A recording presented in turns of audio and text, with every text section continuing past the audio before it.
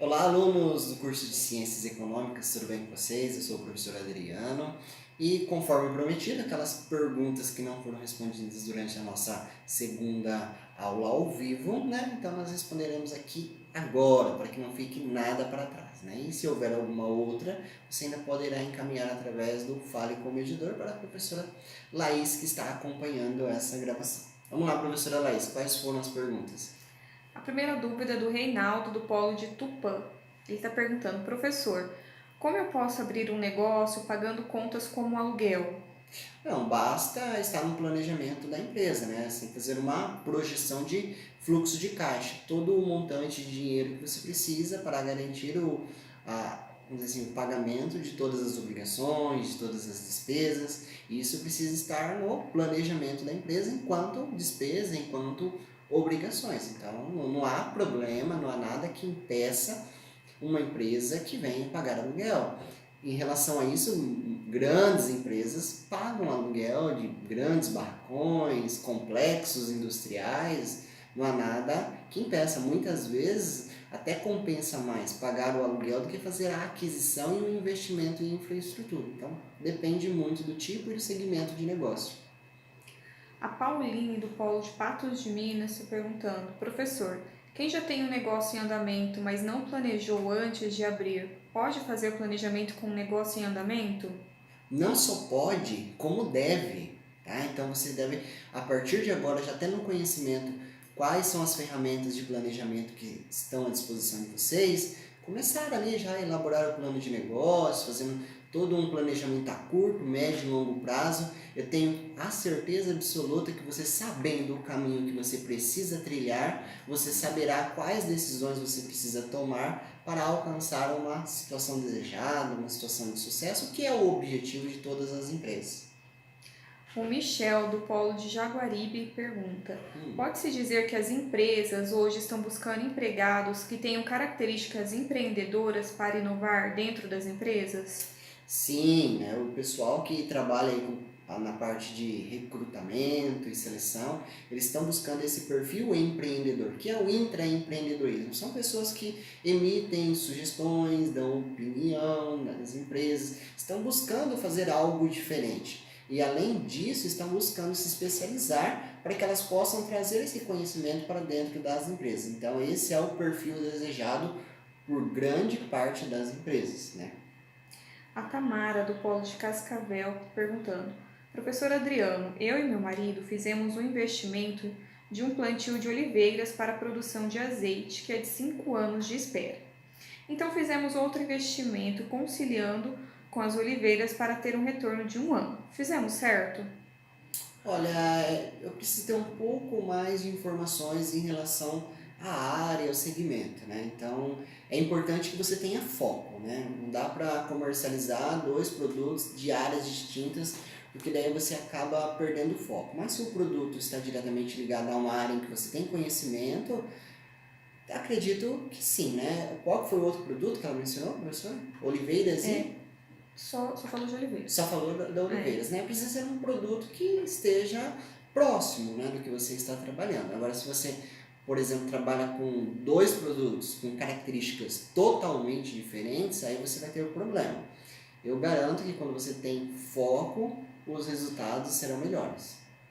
O Vinícius, do Polo de Itajaí, Santa Catarina, está perguntando: dentro de um planejamento de negócios, qual o item mais vital para se chegar a um resultado de viabilidade positiva?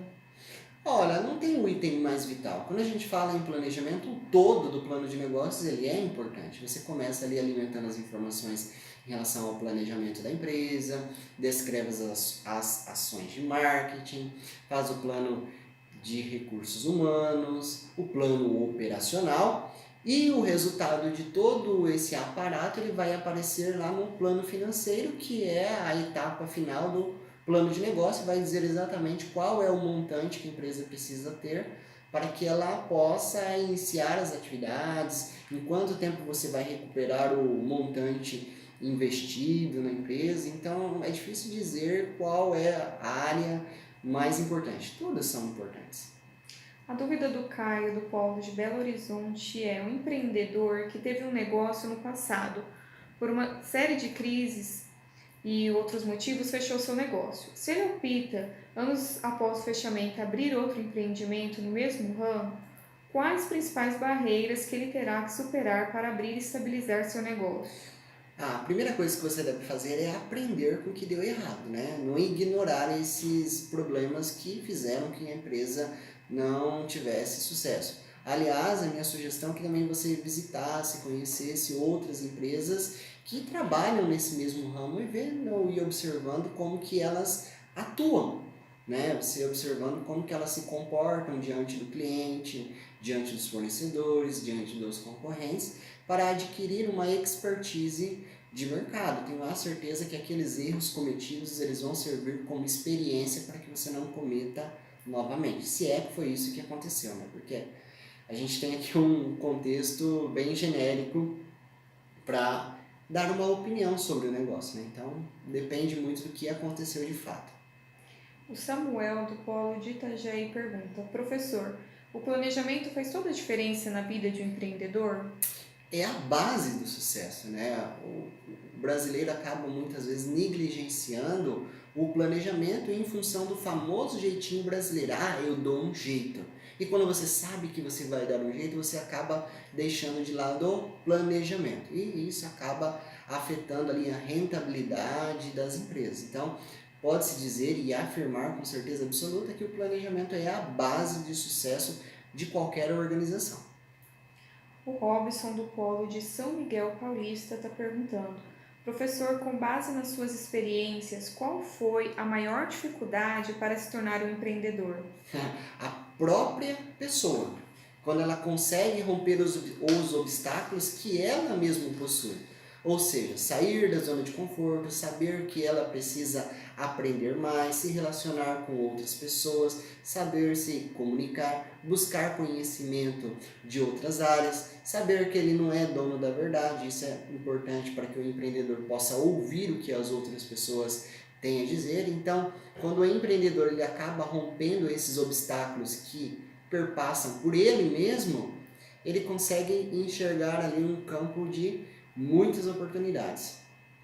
O Israel, do Polo de Joinville, está perguntando: Professor, como o intraempreendedorismo é uma grande oportunidade de desenvolver uma empresa, por que ela não é tão buscada pelas empresas tradicionais? Será que os empresários confundem o intraempreendedor com um gestor? Olha, o administrador ele pode ser um empreendedor, mas nem sempre isso acontece. Muitas empresas já têm um sistema completamente engessado, com manuais, processos, organização, sistemas e métodos muito bem definidos. Isso acaba impossibilitando que as pessoas participem das decisões da empresa, inovando, encontrando novas maneiras de executar as atividades. De fato, isso acontece muito no mercado, mas existem outras empresas em contrapartida que acabam, inclusive, premiando esses colaboradores que têm iniciativa, né? Isso eu acho muito bacana, premiando com prêmios, televisores, carros, viagens, né? Então a pessoa dá uma ideia, essa ideia é bem aceita e a empresa acaba recompensando. Então, de fato, existem duas situações aí no ambiente. As empresas que querem inovar, sair da zona de conforto, certamente acabam privilegiando o intraempreendedorismo, que é fazer com que as pessoas saiam da zona de conforto, deem sugestões, tenham uma administração muito mais participativa e não tão engessada. E nem sempre o gestor ele vai ser um empreendedor, mas o empreendedor, sim, ele precisa ser o gestor para atuar em todas as frentes do negócio. O Lucas, do Polo de Ivaiporã, está perguntando: Professor, algumas pequenas e médias empresas, quando a economia passa por dificuldades como agora, elas buscam uma segunda atividade para complementar seu faturamento de sua atividade principal. É o correto a se fazer? Ou o correto seria ver como está sua atividade principal e ver como reinventar ela para esse momento que está passando? Existem as duas possibilidades, né? É necessário que se faça uma avaliação dos prós e dos contras. Normalmente as empresas buscam se reinventar, encontrar maneiras de fidelizar o cliente e fazer com que ele continue consumindo os produtos. São atividades e ações que eu tenho visto com muita frequência em pequenas empresas, agregando valor aos seus produtos, aos serviços para continuar. Agora, se você agregar ali outros produtos e serviços de uma outra área para complementar a empresa, talvez ela perca o foco, né? Então não faz nem uma coisa boa nem outra. Então isso depende também, né, do perfil, da quantidade de recursos que tem à disposição, mas nem sempre é uma boa pedida. O Bruno Silveira, do Polo de Santo Antônio de Jesus, está perguntando: dentro de uma empresa tem que ter regras bem estabelecidas? Ah, com certeza, né? Aquele ambiente familiar, de paternalismo, ele já não tem mais espaço nesse mercado altamente competitivo. Então é necessário que exista, sim, um conjunto de atividades, fluxos, tudo muito bem definido e alinhado aos objetivos da empresa. Isso se chama planejamento, tá? Não pode deixar ali de qualquer maneira pontas soltas, porque senão você acaba também comprometendo ali a própria empresa na utilização dos recursos que ela tem à disposição. O Vinícius, do Polo de São João Batista, está perguntando: para uma empresa de nível alto que busca investir em empreendedor, compensa mais investir em um empreendedor mais experiente ou um empreendedor que está iniciando, mas com qualidades de criatividade e inovação? Ambas as situações acabam sendo positivas para a empresa, né? Quando você traz o empreendedor de fora para trabalhar dentro da empresa, que nós chamamos de intraempreendedorismo, você corre o risco de desmotivar a equipe de trabalho, né? Pessoas que estão perseguindo uma oportunidade para que possam crescer na própria empresa. Em contrapartida, os mais jovens chegam cheios de gás dentro das empresas. Então é necessário também ter um certo cuidado, né? Nem muito, nem pouco, né? É necessário encontrar ali o ponto de equilíbrio. Ambas as situações são positivas e também têm os seus contras ali em função desse tipo de contratação para as empresas. É necessário que o empreendedor faça essa análise e encontre ali um ponto de equilíbrio que não venha prejudicar o ambiente da empresa e que possa proporcionar crescimento, expansão, inovação para a organização. O Márcio, do Polo de Ubatuba, está perguntando: se o empreendedor tiver uma ideia inovadora e quiser se assegurar quanto a um respectivo cadastramento de patente do mesmo, existem meios com custo acessível para o empreendedor que está iniciando o seu negócio? Então, essa é uma questão assim que é o calo do empreendedorismo, né? É uma das perguntas mais frequentes entre os alunos. Eu tenho uma ideia inovadora, eu quero patentear essa ideia para não correr o risco que um grande player, um grande concorrente de mercado com mais poder aquisitivo consiga oferecer esse produto melhor. Então, você pode acessar o site do INPE, né, que é um site de registro onde você pode registrar algumas atividades de propriedade intelectual. Então tem uma série de despachos, tem um certo custo, também tem consultorias especializadas nesse tipo de serviço, onde você pode buscar informações em relação a isso. O Michel, do Polo de Jaguaribe, está perguntando: professor, como um pequeno empreendedor pode se preparar para o processo de transformação digital que o mercado está passando? Planejamento, estudar ali todas as variáveis econômicas, tecnológicas, culturais, como que ela acaba gerando oportunidades e muitas vezes ameaças e criando um plano de ação para lidar com esse ambiente a médio e longo prazo, né? Então você consegue antecipar uma série de ações que impactam diretamente sobre a empresa. Então quando aquilo acontecer, você estará preparado para lidar com tal situação, tal atividade. O Ângelo, do Polo de Guarapuava, está perguntando: professor, percebe-se que com o aumento de sites sensacionalistas, a desinformação está cada vez maior. Qual é o melhor lugar para se pesquisar os requisitos básicos para a abertura de um negócio? Por exemplo, abertura de um restaurante ou abertura de um colégio ou instituição de ensino superior? As fake news, né, meu amigo? Inclusive eu estive em Guarapuava agora no começo da semana e visitando nosso polo na cidade de Guarapuava. Então, eu sugiro que sempre você busque sites que tenham confiabilidade, assim como o Sebrae, né, que tem muitos planos de negócios, muitas recomendações para os empreendedores.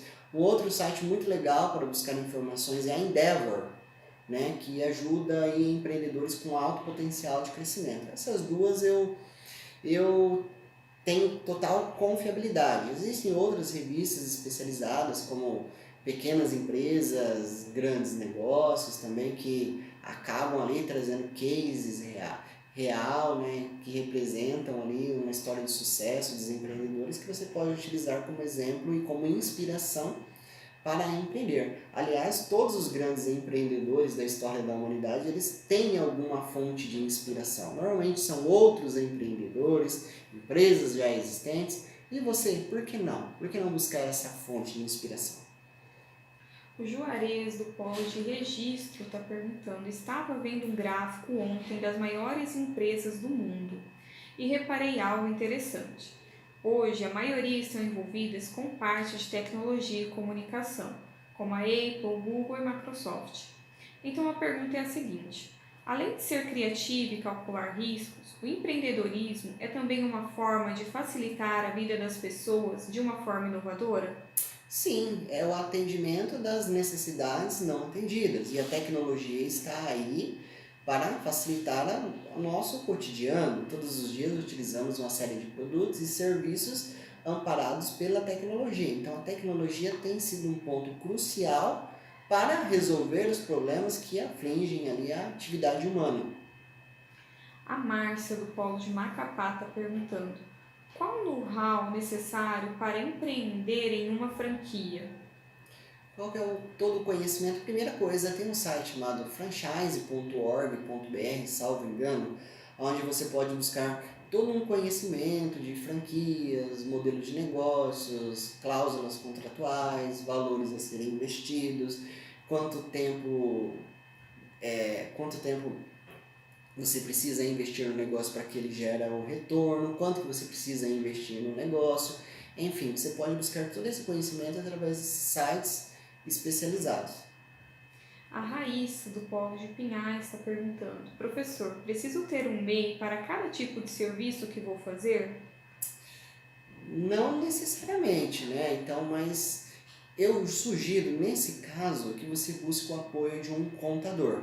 Esses escritórios de contabilidade terceirizados, normalmente eles têm essas informações mais apuradas no âmbito e no amparo legal. O Cleimar, do Polo de Joaçaba, de Santa Catarina, está perguntando: estou à procura de cursos sobre investimentos. A Empírico seria uma boa opção?